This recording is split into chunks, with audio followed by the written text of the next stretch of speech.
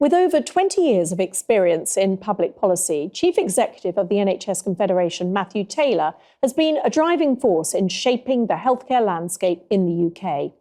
Reporter Sue Saville spoke with him about the challenges facing the NHS and the innovative solutions they're implementing to improve patient care.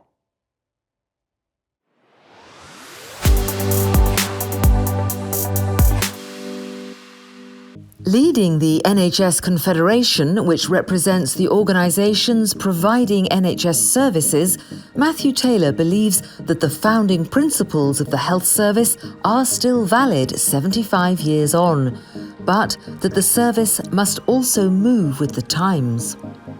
The public still adhere really strongly to the core values of the NHS, and the public is very positive about the care that they receive. There are, however, really big challenges around access. But I also think we need to recognise how much the world has changed. So we're spending 10 times as much in real terms now as we did when the NHS was created.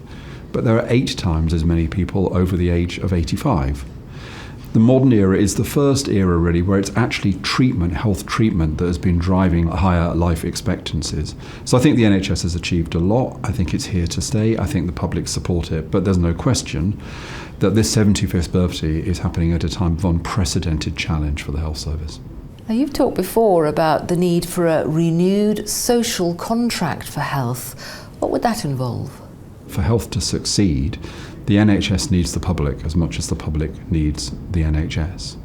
What we need to do is to engage the public in a richer conversation, which is firstly, what do we need to do to really empower the public so the public feels a sense of agency and control about their own health?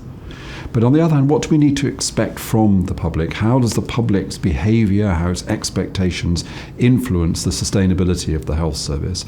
So it's really important to recognise that health inequalities are huge and they're scandalous. There is a 19-year gap in the healthy life expectancy between our most privileged and our most disadvantaged communities. So this is a national emergency.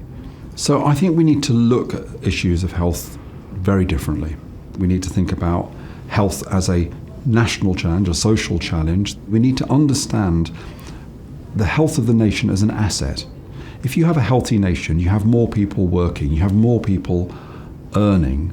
We need to understand health as an investment, not just a form of spending. And we need to understand health as being about a lot more than just what the NHS does. And I feel this debate about the economic importance of health is starting to shift. We did some work ourselves that showed that for every £1 we invest in health, it has a £4 benefit.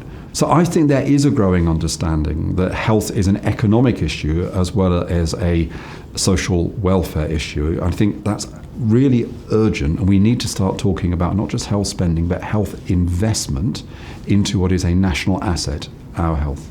So how important is the role of these integrated care systems in the NHS, partnerships, collaboration and so on?